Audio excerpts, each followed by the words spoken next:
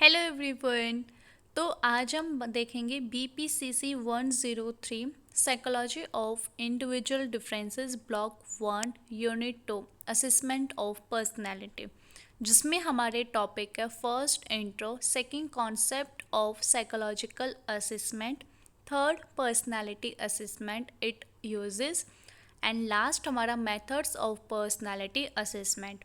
सबसे पहले तो हम इंट्रो में देखेंगे कि हमें इस यूनिट में हमें क्या क्या समझना है और क्या क्या हमें पॉइंट्स दिए हैं जिसे हमें अंडरलाइन करना है। फर्स्ट पहले तो ये है कि जो assessment of personality is a major area of research and different theories have influenced the development of personality assessment। मतलब जो हमारे पर्सनैलिटी को असेस करता है वो बहुत मेजर एरिया में रिसर्च करता है। बहुत सारे इसके थ्योरीज होती हैं जो इन्फ्लुएंस करती हैं हमारी पर्सनैलिटी असेसमेंट को डेवलप करने में।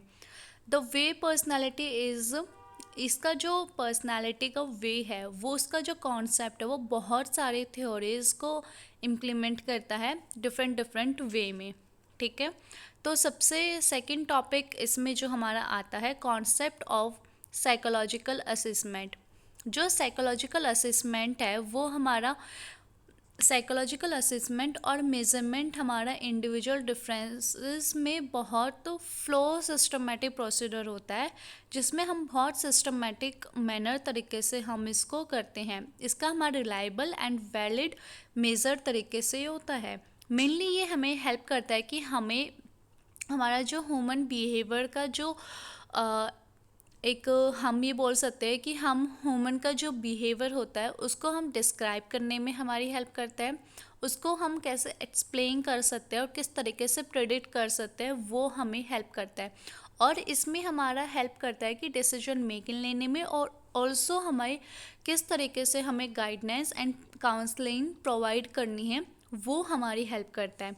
साइकोलॉजिकल असेसमेंट हम यूज़ करते हैं। साइकोलॉजिस्ट बहुत सारे वेरियस फील्ड होते हैं जैसे education, career, clinical, organisation setup, मतलब इन सारे फील्ड में हमारा एक रोल प्ले करता है, जिसमें हमारा सोशल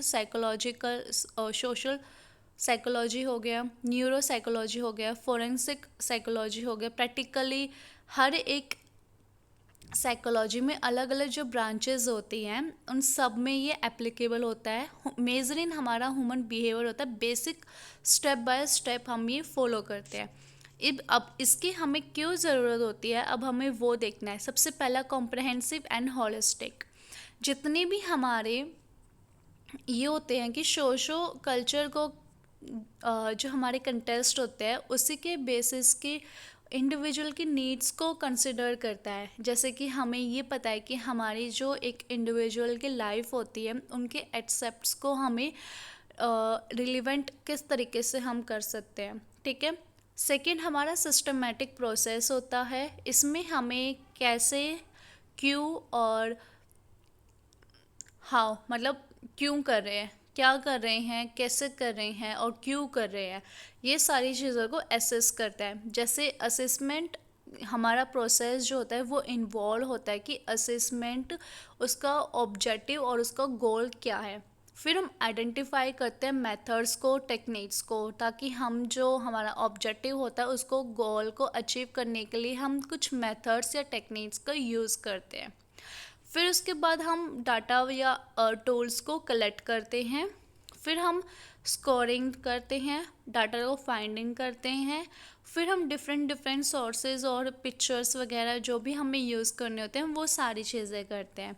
ठीक है, फिर ऑन गोइंग हमारा आता है कि psychological assessment is not a one time activity. मतलब ये आपकी वन टाइम एक्टिविटी नहीं होती है, ये ऑन गोइंग असेसमेंट होता है। मतलब जब भी हम किसी से, जैसे हम हर बार कोई एक नया हमारा एक न्यू फ्रेंड बना है तो हम जब तक, ऐसा तो होता नहीं कि लाइफ में ना हम चाहे 10 साल उसके साथ रह रहे हो फिर भी हमें ना कोई नई चीज़ उसके बारे में हमें पता चलती रहती है। मतलब उसके बिहेवियर के बारे में हमें कोई ना कोई नई चीज़ हमें पता चलती रहती है। तो मतलब ऑन गोइंग ये प्रोसेस होता है, ये कोई वन टाइम प्रोसेस नहीं होता है। ठीक है, अब आता है एक्यूरेट। अब assessment should be accurate in terms of assessing what it intend to measure, मतलब ये रिलायबिलिटी एंड वैलिडिटी इंश्योर कराता है, ठीक है। हम इसमें जो भी हमें फाइंड कर रहे हैं वो हम हमेशा सबके साथ शेयर नहीं करते हैं। जैसे फॉर एग्जांपल अगर आप अपने दोस्त के बारे में कुछ भी आप जानते हो या उसके बिहेवियर के बारे में जानते हो, तो ऐसा तो है नहीं कि आप सबको उसके बारे में बताते हो। तो हम ये चीज़ रखते हैं कि जो इंडिविजुअल क्लाइंट को अपनी इंफॉर्मेशन बता रहे हैं, ठीक है, तो वो हमेशा हम उसको छुपा के रखते हैं, हम किसी को भी उनके बारे में इंफॉर्मेशन नहीं देते हैं। फिर इसमें आता है properties of a good test. अब साइकोलॉजिकल जो टेस्ट है, ठीक है, और जो इंस्ट्रूमेंट्स हम यूज़ करते हैं वो एक हम उसके बाद हम पहले हम उसको कंस्ट्रक्ट करते हैं, उसके बाद हम सिस्टमेटिक तरीके से रिसर्च करते हैं और टेस्ट को हम यूज़ कर देते हैं कि हमें वैलिडिटी करनी है, रिलायबिलिटी वाला टेस्ट करना है, वो हम स्टेब्लिश करते हैं।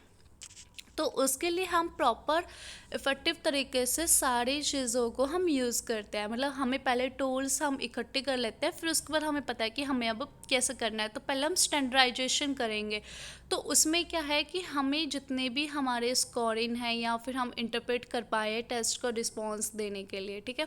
फिर होता है नॉर्म्स। नॉर्म्स हमारा क्या है कि वो प्रोवाइड करता है कि जो हमारे पास इंफॉर्मेशन है वो हाई है, लो है या एवरेज परफॉर्मेंस हुई है, ठीक है। रिलायबिलिटी में क्या है, कंसिस्टेंसी बनती है हमारी, ठीक है। फिर आता है वैलिडिटी। वैलिडिटी हमारा मेज़र करता है how well a test measure, मतलब आप कितने आइटम्स को लेके आप उसको मेज़र कर रहे हो, ठीक है, क्या आपका मेज़र आया है उसका, ठीक है, ये हमारा वैलिडिटी हो गया। फिर आता है एथिक्स ऑफ साइकोलॉजिकल असेसमेंट। अब कुछ इसके एथिक्स भी होते हैं, और वो एथिक्स क्या होते हैं, psychological assessment should be done by train psychologist only. आपका जो साइकोलॉजिकल असेसमेंट होगा वो सिर्फ जो साइकोलॉजिस्ट है, जो ट्रेंड है, सिर्फ वही उसको कंप्लीट कर सकते हैं। और आपका फिर सेकंड पॉइंट आता है, ये आपका इम्पॉर्टेंट होता है साइकोलॉजिस्ट का, कि वो सिलेक्ट करता है प्रॉपर टेस्ट, ताकि उसको ये पता हो कि जो भी आप जिसका भी साइकोलॉजिकल असेसमेंट कर रहे हो कि उसकी एज ग्रुप क्या है, उसकी कंडीशन क्या है और उसका ऑब्जेक्टिव क्या है टेस्ट करने का उस क्लाइंट के ऊपर या इंडिविजुअल के ऊपर, ओके। थर्ड पॉइंट आता है, client should be briefed about the intent and use of the test before conduction of any psychological test, जिसे हम इन्फॉर्म्ड कंसेंट बोलते हैं। मतलब आप अगर कोई भी टेस्ट या कुछ भी कंडक्ट कर रहे हो तो क्लाइंट से आप उनसे परमिशन आप ज़रूर लें और इन्फॉर्म्ड कंसेंट के ऊपर साइन ज़रूर करवाएं, ओके। फोर्थ आता है आपका कि क्लाइंट के बिना परमिशन के आप उसकी जो भी इंफॉर्मेशन होगी या जो भी आप कर रहे होगे उसकी परमिशन के बिना आप किसी को भी आप बात शेयर नहीं कर सकते हो। It is important to be aware of test taking situation and the ethnic and cultural background of the test taker client as they may affect the test result। कई बार ये होता है कि हमें इस चीज़ को लेकर बहुत ज़्यादा अवेयर होना चाहिए। अगर आप टेस्ट ले रहे हो उस सिचुएशन पे, तो उसका जो कल्चर बैकग्राउंड है या एनेथिक है, उसका टेस्ट टेकर क्लाइंट्स के ऊपर ये उसका क्या इफ़ेक्ट आने वाला उसका आपको पता होना चाहिए। अगर मैं ये वाला टेस्ट करने वाली हूँ तो उस क्लाइंट के ऊपर क्या रिज़ल्ट आएगा वो आपको पता होना चाहिए। उस चीज़ को लेके आपको अवेयर होना ही चाहिए, ठीक है। फिर हमारा नेक्स्ट टॉपिक आता है पर्सनालिटी असेसमेंट, इट्स यूजेस। अब इसके क्यों यूजेस होता है, क्यों ज़रूरत होती है, तो पर्सनालिटी को जैसे हमने डिफ़ाइन किया था फर्स्ट यूनिट में कि पर्सनालिटी हमारे बहुत सब इंडिविजुअल की डिफरेंट होती है, तो उसके जो इफ़ेक्ट्स होते हैं वो अलग अलग तरीके से होते हैं। सिचुएशन वो डिपेंड करता है सिचुएशन, ठीक है। सिचुएशन जैसे हमारी होती है उसी के बेसिस पे हमारी पर्सनालिटी अलग तरीके से बिहेव करती है। तो बहुत सारे ऐसे सिविल एक्सेप्ट्स होते हैं हमारी लाइफ में जिसमें हम अपने रिलेशनशिप की वजह से हेल्दी नहीं हो पाते हैं और सोशल रिलेशनशिप की वजह से भी नहीं हो पाते हैं, उनकी वजह उस पर हमारे इफ़ेक्ट होते हैं। इंटरेक्शन हमारा बेटर नहीं हो पाता है, हेल्थ हमारी अच्छी नहीं होती है, परफॉर्मेंस हमारी डाउन हो जाती है। तो मतलब ये ऐसे बहुत सारी चीज़ें होती है जो हम फेस कर रहे होते हैं, ठीक है। तो पर्सनालिटी हमारी यही होती है कि जहाँ पे हमारा किस तरीके से हम लोगों से इंटरेक्ट कर रहे हैं, लोगों से बातें कर रहे हैं, अ, हमारे जो है कि हमें एजुकेशन हमारी कितनी बेटर है, करियर काउंसलिंग हमारी कितनी अच्छी है, मतलब करियर कैसा है, काउंसलिंग कैसे है, क्लिनिकल, मतलब ये सारी चीज़ें हमारे ना education, career, counselling and clinical, ये हमारे वो एरियाज़ है जो हमारी पर्सनालिटी को डिफाइन कर सकते हैं। मतलब हम इन ये सारी चीज़ें हमारी पर्सनालिटी के रिजल्ट्स बाहर लेके आ सकते हैं। क्लिनिकल हम यूज़ करते हैं पर्सनालिटी असेसमेंट में जब हमें कोई पर्सनालिटी डिसऑर्डर हुआ हो, ठीक है। अगर हम काउंसलिंग कर रहे हैं तो इसका मतलब आप किसी ना किसी चीज़ में लैक हो, या फिर आप ये हो सकता है कि आपको इमोशनल सपोर्ट की ज़रूरत हो, आप डिप्रेशन हो, एंजाइटी हो। जब ऐसे कोई प्रॉब्लम होती है तब आप काउंसलिंग के लिए जाते हो, ठीक है। एजुकेशन में हमारा काउंसलिंग होता है कि जब हमें समझ नहीं आता तो हम अपने करियर में आगे करें क्या, जैसे हमने बहुत सारी चीज़ें कर ली बट हम कुछ भी नहीं कर पा रहे, तो उसमें हेल्प चाहिए होती है हमें किसी करियर काउंसलिंग की, कि वो हमारी हेल्प करे, ठीक है। अब एक चीज़ है कि हम सब जानते हैं कि जो टाइप ए पर्सनालिटी है वो बहुत ज़्यादा कॉम्पिटिटिव होती है। मतलब उनका जो बिहेवियर होता है वो बहुत ज़्यादा, मतलब अजीब होता है उनका नेचर। वो बहुत ज़्यादा टाइम को लेके जल्दी रहते हैं और बहुत ज़्यादा अग्रेसिव रहते हैं। तो ये सारी चीज़ें होती है। तो पर्सनालिटी हमारी हेल्थ एंड वेलबींग को भी इम्पैक्ट करता ही करता है। इसकी क्या होता है ना कि हम स्टडी करते हैं कि जो हमारे रिलेशनशिप रहे, हमारी पर्सनालिटी ट्रेट्स और हमारी हेल्थ, इन दोनों का रिलेशनशिप बहुत ज़्यादा प्रॉब्लम क्रिएट करता है। जब हम कोई भी सिचुएशन में हमारा इम्पैक्ट होता है तो हमारी हेल्थ और हमारी पर्सनालिटी ट्रेट्स बहुत ज़्यादा होता है।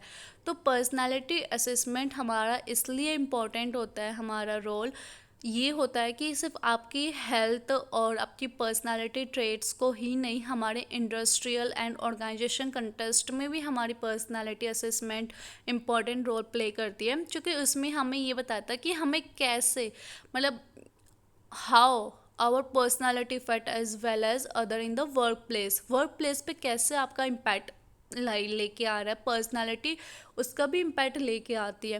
क्योंकि पर्सनालिटी क्या है ना कि आप किस तरीके से आप अपनी स्किल्स को यूज़ कर रहे हो, अपने इमोशंस को मैनेज कर रहे हो, अपनी लीडरशिप क्वालिटीज़ को कैसे बाहर लेके आ रहे हो या नहीं लेके आ रहे हो। तो ये चीज़ बहुत ज़्यादा मैटर करती है, क्योंकि आप अगर टीम में वर्क कर रहे हो तो उसमें रिक्वायर्ड होता है कि आप उनको मोटिवेट करो, एंकरेज करो दूसरों को। कम्युनिकेट बहुत ज़्यादा इंपॉर्टेंट होती है कम्युनिकेशन। तो ये बहुत ज़्यादा ज़रूरी होती है कि हम इन चीज़ों का बहुत ध्यान रखें। और कई बार जब ये चीज़ें अच्छी नहीं होती तो हम बहुत ज़्यादा स्ट्रेस फील करते हैं, एंड उसी की वजह से फिर वो बहुत ज़्यादा लॉन्ग टर्म भी चल सकता है। शॉर्ट टर्म में आप नॉर्मल भी हो सकते हैं बट लॉन्ग टर्म जाने के चांसेस बहुत ज़्यादा हो जाती है। तो इसलिए पर्सनालिटी असेसमेंट आपके सिर्फ काउंसलिंग या फिर क्लिनिकल के लिए ही नहीं, आपके इंडस्ट्रियल एंड ऑर्गेनाइजेशन कंटेस्ट में भी इम्पॉर्टेंट होती है, ठीक है। फिर हमारा आता है मेथड ऑफ पर्सनालिटी असेसमेंट। अब इसके क्या क्या मेथड्स हो सकते हैं पर्सनालिटी असेसमेंट को। सबसे पहला होता है ऑब्जर्वेशन। ऑब्जर्वेशन हमारा डायरेक्ट मेथड होता है कि हम किसी पर्सन को डायरेक्ट ऑब्जर्व कर रहे हैं डिफरेंट डिफरेंट सिचुएशन में। जैसे कि मुझे पता है कि ऑब्जर्वेशन हम है ना सिर्फ सामने वाले की सिचुएशंस, जब वो होता है सिचुएशन में तो हम उस टाइम पर बस उसको ऑब्जर्व कर रहे होते हैं कि वो किस तरीके से बिहेव कर रहा है, रिएक्ट कर रहा है, प्रॉब्लम को सॉल्व कर रहा है या डिसीजंस ले रहा है, वो किस बेसिस पे ले रहा है, इमोशनली ले रहा है या फिर उस सिचुएशन को समझ के फिर डिसीजंस ले रहा है। तो ये सारी चीज़ें हम ऑब्जर्व करते हैं। ऑब्जर्वेशन हमारे टू टाइप्स में होता है इन्वॉल्वमेंट ऑफ साइकोलॉजिस्ट में, ठीक है। Depending on the case a psychologist may decide whether she or he should choose a participate observation method or non-participative observation method। मतलब हमारा दो तरीके से होता है, एक पार्टिसिपेंट ऑब्जर्वेशन और नॉन पार्टिसिपेंट ऑब्जर्वेशन। जो हमारा पार्टिसिपेंट ऑब्जर्वेशन होता है वो उसमें क्या होता है ना कि हम है ना उसको ग्रुप अंडर ऑब्जर्वेशन करते हैं, मतलब सेल्फ एक्सपीरियंस पे। वो हमारा हेल्प करता है साइकोलॉजिस्ट की कि सामने जो पर्सनालिटी है या जो उसका बिहेवियर का पैटर्न है उसको अंडरस्टैंड करने में हमारी हेल्प करते हैं। ठीक है। जो नॉन पार्टिसिपेटेंट ऑब्जर्वेशन होता है वो हमारा नेचुरलिस्ट ऑब्जर्वेशन होता है। उसमें हमें ना किसी भी ग्रुप मेंबर का हम नहीं होता, उसमें जो ऑब्जर्व करते हैं हम क्लाइंट को करते हैं। Group from a distance to note down the observation about the client, मतलब उसमें क्या होता है कि हम सिर्फ और सिर्फ उसके नेचर को हम बिहेव करते हैं, उसको ऑब्जर्व करते हैं कि किस तरीके से वो बिहेव कर रहा है, मतलब नेचुरल एनवायरनमेंट में बिना किसी इंटरफेरेंस के हम उसको ऑब्जर्व करते हैं। ठीक है। इसके एडवांटेजेस और लिमिटेशन भी है कि इसमें यह है कि एक तो फर्स्ट हैंड इंफॉर्मेशन हो गया। ठीक है, कि हमें पता है कि ये हमने खुद ऑब्जर्व किया है तो वो बहुत ज़्यादा एक्यूरेट रहेगा। लिमिटेशन ये हो जाएगी कि दो लिमिटेशन है इस ऑब्जर्वेशन में। पहला ये कि जो पर्सन के जो ऑन बेसिस हो गए, उसके बिलीव्स हो गए, उसके वैल्यूज़ हो गए, वो बहुत ज़्यादा इफ़ेक्ट करते हैं ऑब्जर्वेशन प्रोसेस में। और ऑब्जर्वर इफ़ेक्ट हमारा करता है क्योंकि जो भी हम ऑब्जर्व कर रहे हैं वो बहुत ज़्यादा फैट होगा। ठीक है। सेकंड हमारा इंटरव्यू। अब सेकंड मेथड में क्या है ना कि हम इंटरव्यू तो हमें पता है कि जब भी हम उनसे जो भी हम क्वेश्चन करेंगे वो हमें उस क्वेश्चन का आंसर देंगे, बट ये हमें ना जॉब इंटरव्यू की तरह नहीं ले सकते हैं। इंटरव्यू बहुत नॉर्मली होता है, इसमें भी हमारे दो तरीके से होते हैं, एक सेमी स्ट्रक्चर्ड और इवन अनस्ट्रक्चर्ड। ठीक है। अब इसमें हमें ना कोई स्पेसिफिक क्वेश्चंस हम पहले से होता ना कि हम पहले से जैसे हम इंटरव्यू में जाते तो हमें पता है कि वहाँ पे हमें ये क्वेश्चंस इनसे पूछने हैं, but psychologist as a psychologist हमें क्या है कि हमें उनसे ना रटे हुए क्वेश्चंस नहीं पूछने हैं, हमें उनसे सिर्फ नॉर्मली क्वेश्चंस पूछने हैं जो उस टाइम पे उनको हमें जो इन्फॉर्मेशन चाहिए बस हम वो ले सके। स्ट्रक्चर्ड इंटरव्यू में क्या होता है ना कि हम पहले से प्री डिफाइन नहीं करते हैं। प्री डिफाइन मतलब ये है कि हम पहले से कोई भी क्वेश्चंस या फिर ऐसे हम उनके लिए नहीं बनाते हैं। हम सिर्फ उनसे ये होती एक्सेप्टेशन ये होती है कि वन वर्ड में सिंगल सेंटेंस में उनको अपने आंसर करने होते हैं। ठीक है, जो भी क्लाइंट वहाँ पे होता है। सेमी स्ट्रक्चर में बेस्ट फॉर्म ऑफ इंटरव्यू होता है जिसमें हम स्पेसिफिक डिटेल्ड क्वेश्चंस हम उस टाइम पे उनके लिए तैयार करते हैं और उनको हमें वो अपने आंसर हमें देते हैं जितनी भी हमें इंफॉर्मेशन चाहिए होती है। क्योंकि उसमें क्या होता है ना कि उसमें ना बहुत डिटेल्स में हमें पता चल जाता है कि एक्चुअल में प्रॉब्लम क्या है और कहाँ पे उसको नीड है इस चीज़ के लिए। तो हमारा ऑब्जेक्टिव सिर्फ ये होता है कि जैसे ही वो सेशन कंप्लीट हो हमें उस क्लाइंट की इंफॉर्मेशन हमारे पास होनी चाहिए। और ये बहुत ज़्यादा टाइम कंज्यूमिंग होता है, बट ये होता है कि हमारे लिए बहुत डीप इंफॉर्मेशन हमें दे जाता है, वर्बल और नॉन वर्बल दोनों तरीके से। ठीक है, ये हमारा एडवांटेजेस होता है। लिमिटेशन ये होता है कि बहुत ज़्यादा इंटरप्रिटेशन हो जाता है, बायस हो जाता है, हेलो इफेक्ट हो जाता है, इंटरव्यूअर सब्जेक्टिव भी हो जाता है, कई बार रिलायबिलिटी एंड वैलिडिटी की कमी हो जाती है और टाइम कंज्यूमिंग होता है। ठीक है। थर्ड हमारा होता है पर्सनैलिटी इन्वेंटरीज। अब इसमें क्या है कि इसमें ये हमारा क्वेश्चनरीज होता है। ठीक है, जिसमें हमें ना क्वेश्चंस या फिर स्टेटमेंट हम इस इंडिविजुअल के लिए बनाते हैं।